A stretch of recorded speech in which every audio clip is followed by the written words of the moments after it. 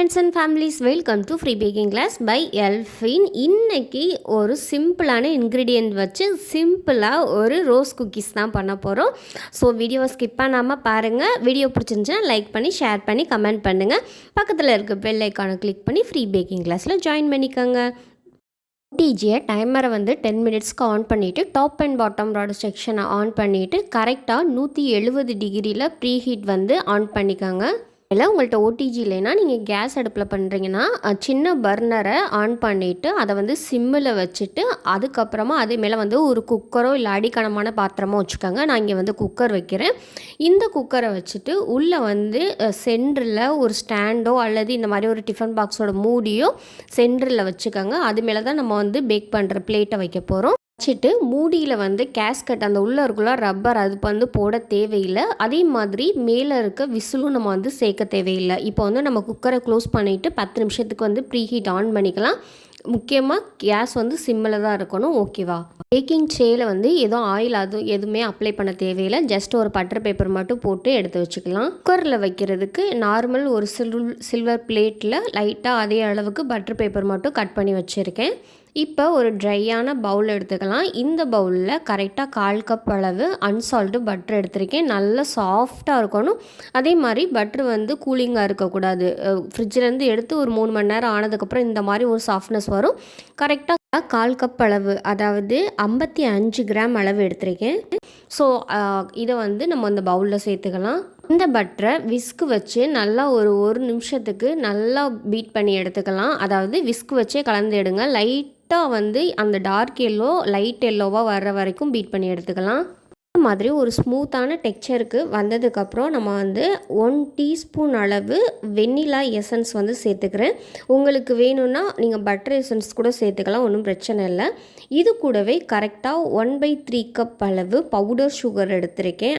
சேர்த்துட்டு நல்லா சுகரும் பட்டரும் மிங்கிள் ஆகிற அளவுக்கு விஸ்கு வச்சு நல்லா பீட் பண்ணி எடுத்துக்கலாம்.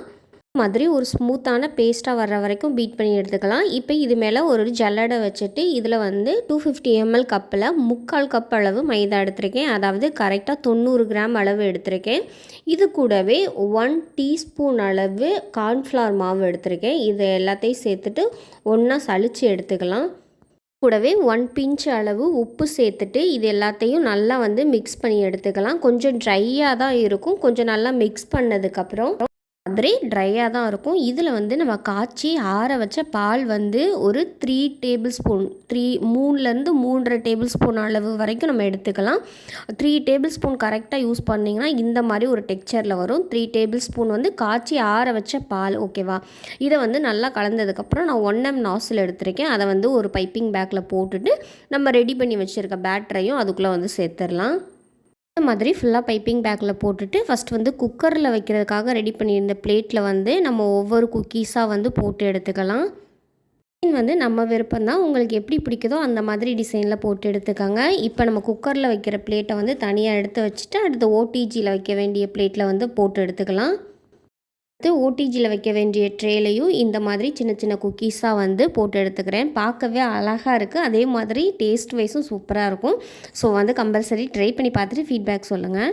ரெடி பண்ண குக்கீஸ் எல்லாம் ஓடிஜி உள்ள சென்டர் ரேக்கில் வச்சுட்டு கரெக்டாக 15 நிமிஷம் அளவு வச்சுக்கோங்க. 15லேருந்து 17 நிமிஷம் வரைக்கும் வச்சுட்டு கரெக்டாக 170 டிகிரியில் பேக் பண்ணி எடுத்துக்கலாம். இப்போ குக்கரில் வைக்க வேண்டியது சென்டரில் வச்சுட்டு நம்ம குக்கரை க்ளோஸ் பண்ணிவிட்டு அதே அளவு டைம், அதாவது குக்கரில் ஓடிஜியில் என்ன டைம் ஃபிக்ஸ் பண்ணுறோமோ அதே அளவு தான் குக்கருக்கும், அதில் வச்சு பேக் பண்ணி எடுத்துக்கலாம்.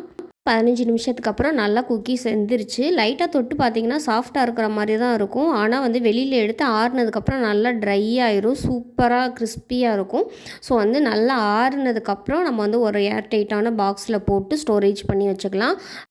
இந்த ரெசிபி உங்களுக்கு பிடிச்சிருந்துச்சுன்னா லைக் பண்ணுங்கள், ஷேர் பண்ணுங்கள், கமெண்ட் பண்ணுங்கள், சப்ஸ்கிரைப் பண்ணுங்கள். பக்கத்தில் இருக்க பெல் ஐக்கானை கிளிக் பண்ணி ஃப்ரீ பேக்கிங் கிளாஸில் ஜாயின் பண்ணிக்கோங்க.